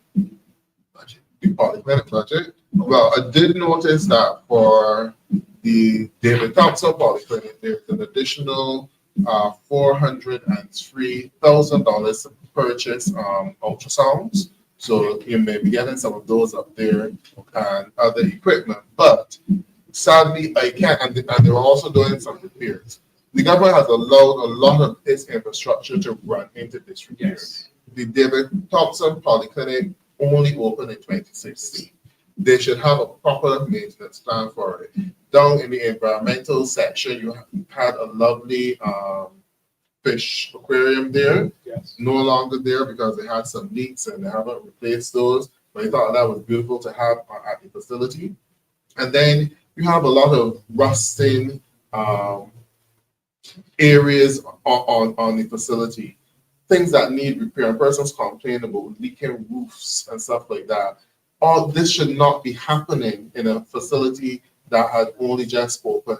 Every facility needs to be maintained. And government needs to spend more money to maintain the facilities, make them look a certain way, appealing for patients so that they would want to be there and make the patients comfortable. If we can look at dental health, Yes. It don't seem as though this country pays much attention to dental health. Oral care is very important. Now, the expenditure for dental health in 2023-2024 was $1.3 million. That's ridiculous. Yes. $1.3 million across 30 constituencies, 11 parishes makes absolutely no sense. The budget for 2025 to 2026 is $2.2 million, which is an increase, but it is less than what was approved for 2024, 2025. 2024, 2025, it was $2.3 million. Now, I guess you're not dentists, but the doctors can tell you the importance of proper Oral care. dental Yes. care Yes. and also the medical conditions that it can alert you to. Yes. Definitely. You want to expand on that? Definitely poor oral hygiene, the attendant cavities has been shown conclusively linked to cardiovascular diseases. Yeah. Sorry, before you go on, I actually knew a gentleman. He had an abscess. I think that's what they call it, right? Yeah. And he died due to complications with that particular. Bacteria can get into Yes, the bloodstream cannot believe it. and go and infect heart valves. I could not believe it. So that's something that. I've also thought it inadequate the amount of attention paid to dental care provision for minors. That is certainly a paltry sum for the number of minors that we have in this country, and also highlights the fact that it's underemphasized that government isn't alerting or letting a person know how important proper oral hygiene is and how it is linked to chronic diseases. There would be need, I'm sure, to encourage more persons, either in private or young persons who need to do training, so that you have the staff on hand, and then to encourage them to do what to stay in the public service. Getting persons to stay in the public service sometimes is a challenge, but it's definitely inadequate. Do we have enough dentists in Barbados? I'm pretty sure we do. But you're forcing persons who can't afford it to go to private care, like with the hospital, like with private doctors, family physicians such as myself, because of the inadequacies of the public system and the limited services available through the dental. And then there are also adults, because if I remember correctly, adults in Barbados who use government service for dental is really only for extraction. Yeah. There's no routine cleaning that is done. If you need a tooth pulled, okay, fine, the polyclinic where there's dental service available can do that for you, but other dental issues non-existent. So we get on a slippery slope here because we can't afford the healthy foods. We got to buy sweet foods, right? And then we can't afford to go to the private doctor. Of course, right? And when you go to the polyclinic or the hospital, you may have to wait to the point where you become terminally ill. Okay. So we buy sweet foods, teeth masher. We can't afford dental care. Slippery slope, all down the hill. Don't forget your blood sugar. Your blood sugar is high as well. Well, there we go. And the problems associated with that. Yeah, there we go. So it's extremely unfortunate. I think more money should be put where healthcare is concerned, especially oral care as well. And then, well, moving on now. I don't know, Dr. Hinds, you had a comment on the dental health. Well, not so much dental health. What it was looking at is the budget for the polyclinics versus that of the district hospital. So you want to go through all the polyclinics? I just want to just add up what they put. Because what they're saying, they are pushing patients, To the polyclinics, but they're not increasing budget because you said they gave you some ultrasounds to St. John. Yes. But every polyclinic needs ultrasound. You need a doctor's as well because we get to provide antenatal care. You got to monitor the lady's legs. Okay? Got to monitor the blood on the legs. So Are these included in the estimates? Well, so obviously that is researched some more, strengthening the drug service by ensuring that medications listed on the formulary are consistently available and that distribution systems. There we go. There we go. We're getting. I know in the past the regulation was you got to be able to read in English what is on the box or the package. We're getting lots of medication in, I don't know what language that is. German, Spanish, whatever. They're not made for this part. And the medication is a funny color. Yeah, the color be accustomed to.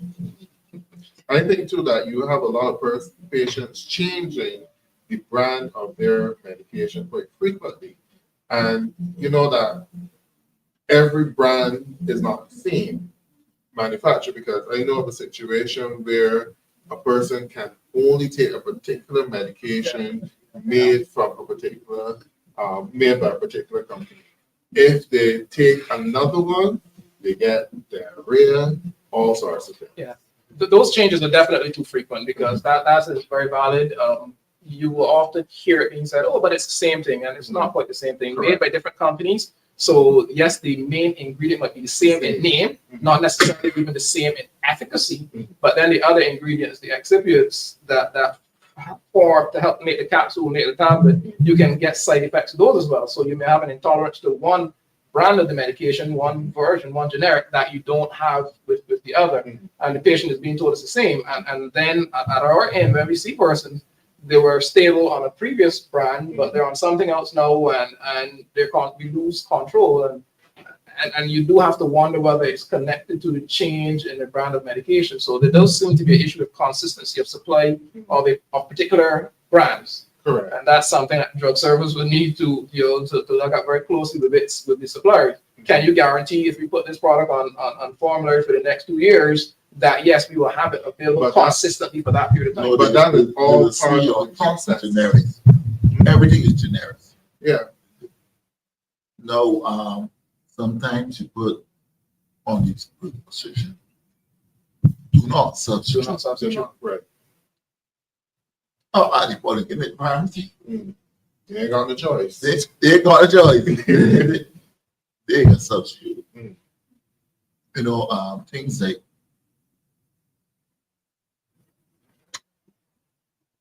the hypertensive medications.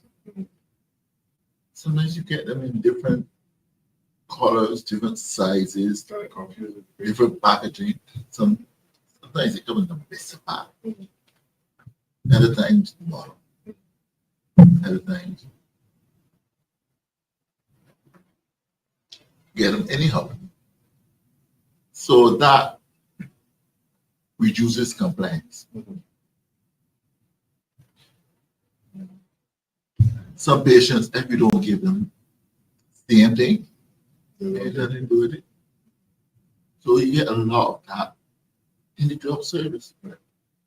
And you also have to wonder how consistent the government is with their payments, because there has been a lot of talk across Barbados that you go to the hospital, they're overstocked with this, they're overstocked with that. And when you do your deep check, they have not paid the distributor for a while. And in some unfortunate cases, these distributors basically shut off the accounts of the hospital. This should not be happening in a country where the Prime Minister is flying every single week private jets at some points in time, and also you are taking a house service contribution directly from person's salary. Why is the government having difficulty in terms of paying its bills and paying it to time? They give you the impression that all is well with the economic situation of the country, or the country is growing by 3.4%. We have this primary surplus and all sorts of things. But when you check, certain bills are not being paid. And they probably are, I don't know if they're asking the distributors to take asset savings bonds as a form of payment. But it is growing in terms of crime. The level of crime growing each and every day, in a serious way. It is extremely unfortunate, but really and truly believe, I will say this again, healthcare, paramount, should be extremely paramount. So it's very $423,000. That is certainly not enough. Now, I remember a couple of weeks ago, you mentioned some health fairs in communities. You mentioned some health camps and so forth. Tell us a little bit about that. Well, that's what that $423,000 is supposed to do. And the whole idea is through that wellness program, you go to community and you set up workshops and proper diet, exercise, and so forth. But you also do health fairs and healthy lifestyle programs so that you will see persons working out, dance exercise sessions in Independence Square or on Hardcore at Station Hill or different parts across Barbados. These are things that you need to see happening. Getting people out and getting them involved in fitness. Who would do that? Ministry of Health? The Ministry of Health, and because remember, it's the Ministry of Health and Wellness. So these are the wellness programs that they're supposed to be organizing. It's not measly $423,000. Is it still going? It was done under the Democratic Labour Party.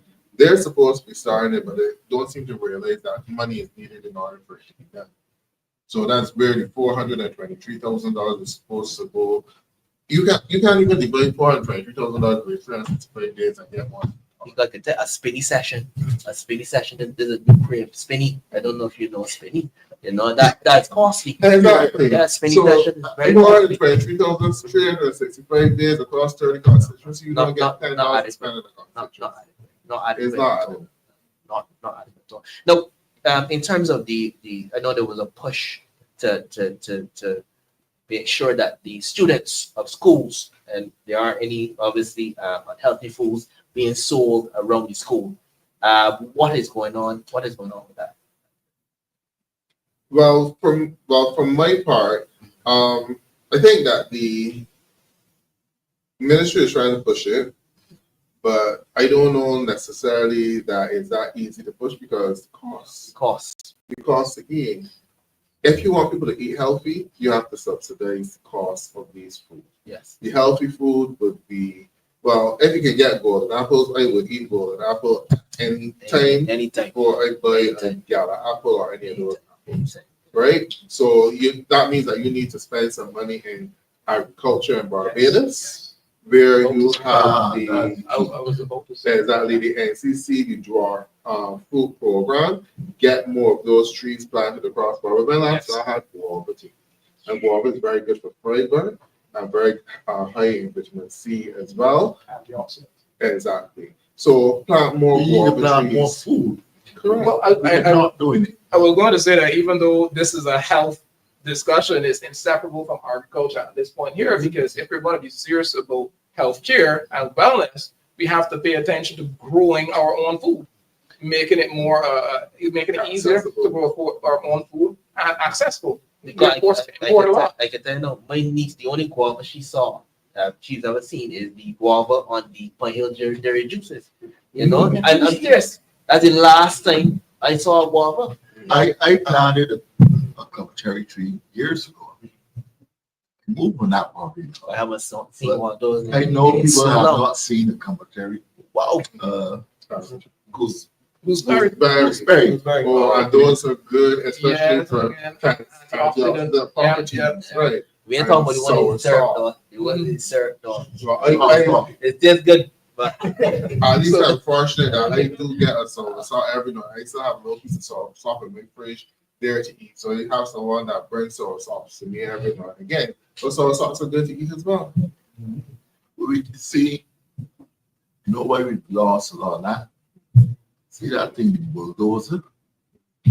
See that bulldozer a lot of the corner in the country. And you see that thing called the Barbados Party government. That's why we've lost a lot of that too. Because instead of they're taking up prime agricultural land for housing development, they can't build the houses. That's foolishness about it. I told look at the land Totally. at home. Mhm. Prime agricultural land that they should be growing cane, sweet potatoes, yam, and stuff like that.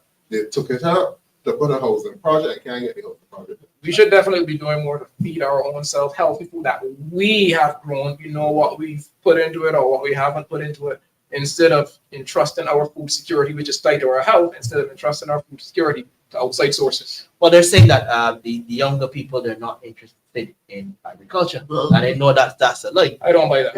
it's a lie. It's a I don't lie. buy Lots of fallacy. Because No, I no. saw a kid at your branch meeting. Where Yes, but the dump. the dump Yes. on top of the kid, you know, and it replaced the cherry. Mhm. You understand? Nice. But then, man, you know, the bulldoze, Lord, Dump streets, Yeah. correct. you know, don't see go Barbados now. She's looking for the all the time. Well, High in fiber, antioxidants again. I am selfish like this and that. I'd like to see a dump street, I won't tell you where it is. Wow. I want dump street something. We got something called Belgian cherry. Mhm. You know, I can't remember the last time I see a You Belgian don't see cherry. those too often. I know it should name scarce cherry. Yeah, yeah. Oh, Belgian You cherry is a definitely- Belgian cherry, and I don't see a Belgian cherry. You know, and I don't even think Americans know what a Belgian cherry Yeah. is. Or what it looks like. You should know where you live in St. Andrew, right? No.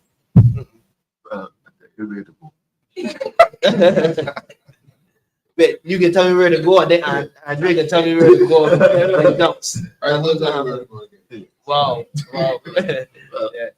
Not only but just before that's high. I guess. Yes. Yeah. Just before you get high. Who's the change? Those are rich in vitamin C.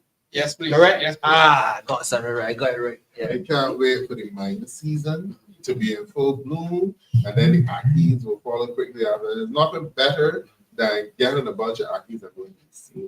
Oh boy, yes. You know my goals. They're rich in sugar. So Rich in sugar, boy. Rich in sugar. So So you moderate that, but you know, mine goes again, good So antioxidant content, high fiber. Water. Exactly. mother boy, love those my goals. Yeah, but we absolutely need to be doing more about agriculture, and we've done it before, because this is our history that we're talking about, and it's unfortunate I have to say history. We have had healthier food, more readily available, more affordable than we do now. I But personally, we need to have a project. We need to find a piece of land, plant some trees. Got some cameras around to see what.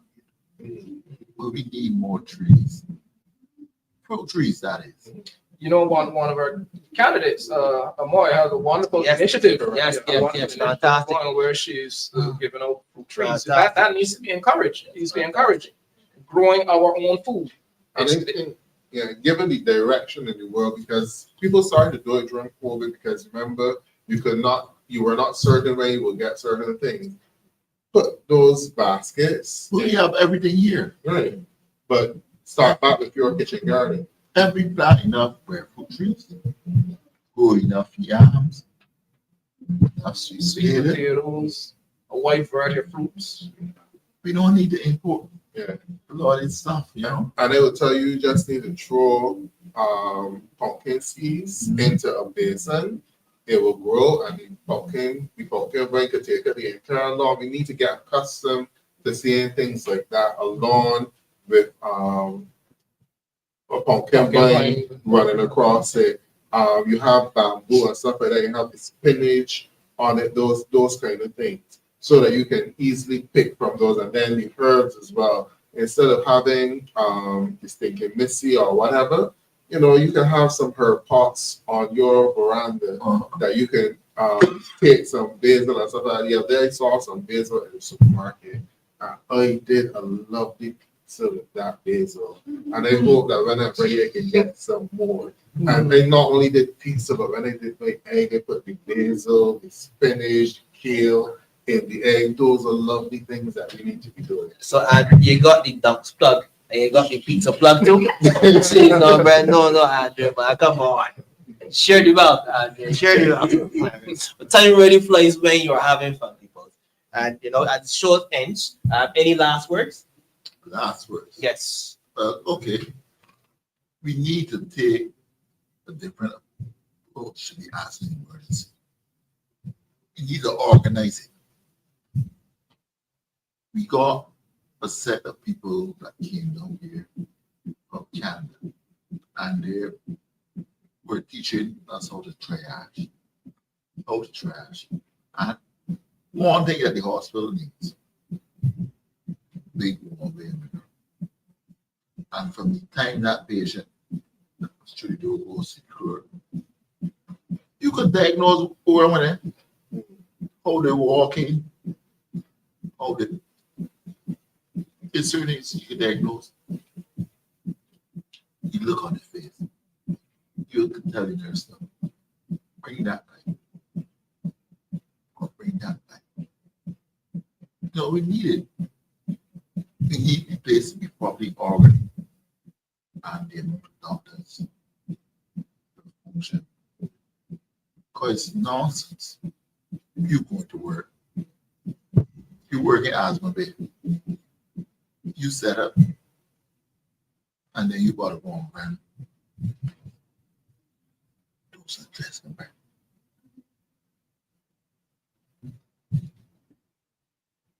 Ain't right. It's not right now. I remember. Just an example. John Hopkins.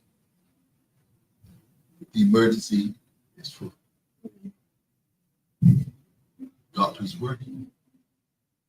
But one patient coming. Emergency. Team comes out from the room. They were there waiting. They come and they gone in the room when they set up. They got CT scan there. They got everything there. They handle that emergency. So the flow of patients is not disturbed by that emergency. That is organization. It's not a wealthy hospital. Everybody knows John Hopkins. But they organize. So we need to organize the hospital. That's all. Beautiful, beautiful. Last words?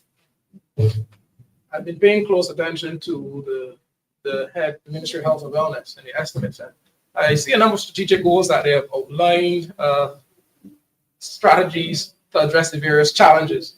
And two of the first things mentioned, social and economic indicators to monitor and evaluate their strategic goals include patient satisfaction surveys, waiting time at the polyclinic, waiting time in accident and emergency. I think as a population, we need to hold our government honest on this. The first one in particular caught my attention, the matter of patient satisfaction surveys. Government needs to listen to its people. Government needs to listen to its people. There's a lot that the population is saying about what's happening at the polyclinic, what is happening at the hospital. And we had a tone-deaf minister who essentially said he doesn't really check for what people are saying because he knows the hospital is doing good work. And it's good to have confidence in your team and your system, but that's more bravado than based in reality. Because when you ask persons what their experience is at an accident and emergency, by and large, it's not pleasant. Yes, individually, persons have really good experiences, so we need to hold our government accountable to that. And I would indeed love to see the implementation of patient satisfaction surveys, where you're then also paying attention to the results of those surveys. Publishing the results of said surveys, because right now I would imagine if we had such surveys properly done and widely available, the grade given wouldn't be too good. And you have to pay attention to what people feel about what you are offering. We don't ram healthcare down people's throat. I often tell folks, we do not treat diseases. We treat people. We treat people. And that needs to be remembered in healthcare in this country, that you are treating people, not diseases. And that needs to be divided the attitude with which individual doctors, nurses, but also with which the government approaches healthcare in this country. You're dealing with people. You're not dealing with animals. You're not dealing with things. You're not dealing with diseases. You're dealing with people. And they need to be respected and treated properly. We pay way too many taxes in this country for the level of care that we get. Great. Well, thank you very much for those well-put words, Dr. Wickham. You certainly made my wrap-up a whole lot easier.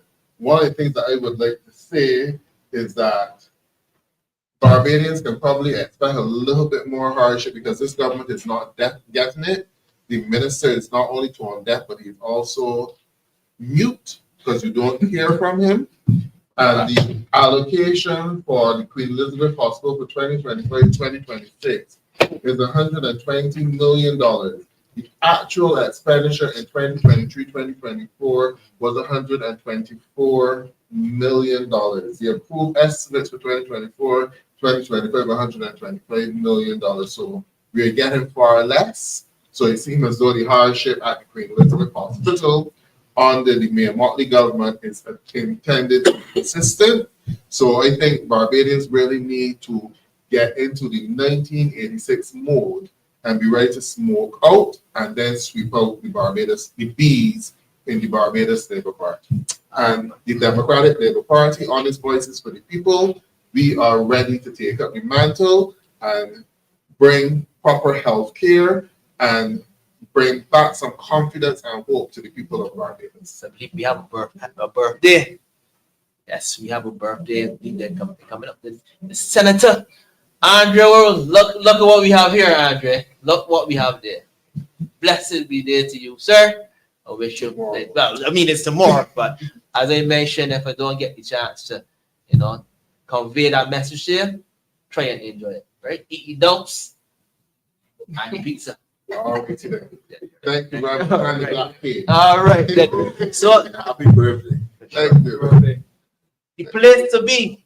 This is DLP TV.